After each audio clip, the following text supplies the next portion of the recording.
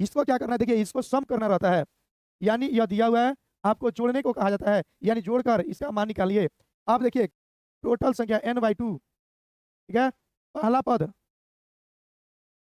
पहला पद प्लस अंतिम पद।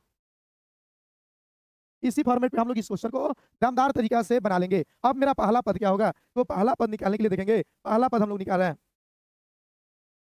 पहला पद हमारा क्या हो जाएगा, देखिए अगर मैं वैल्यू 1 मानूं तो x के जगह पे 1 का मान रखेंगे, तो हमारा 2 हो जाएगा, x के जगह पे 1 का मान रखें, ठीक है। 1/2 x की जगह पे हम 1 मान रखे हैं, 1 मान रखे हैं, तो क्या हो जाएगा मेरा, यह हो जाएगा मेरा 5/2। यह मेरा पहला पद हो गया। अंतिम पद हम लोग निकालेंगे, अंतिम यह पहला पद था और मेरा यह अंतिम पद निकालेंगे। तो अब हमारा n का यानी x का जो वैल्यू है, यह x का वैल्यू क्या रख लेंगे, 10। तो लेंगे हम क्या चीज़, 2 गुणे x के स्थान पे 10 प्लस 1/2।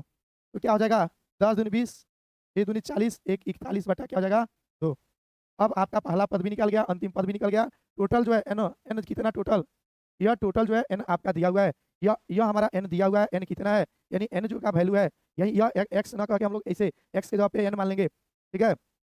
और टोटल n का अधिकतम तक अंतिम पद तक क्या मान लेंगे, तो 10। अब हमारा यह दोनों निकल गया, पहला और अंतिम। हम लेंगे 10 यहाँ पे बाई 2, फिर क्या लिए पहला पद कितना था, 5/2 प्लस 41/2। इसको सोल्व कर लेंगे, आ जाएगा मेरा और 2 है और यह जुट जाएगा 46, ठीक है।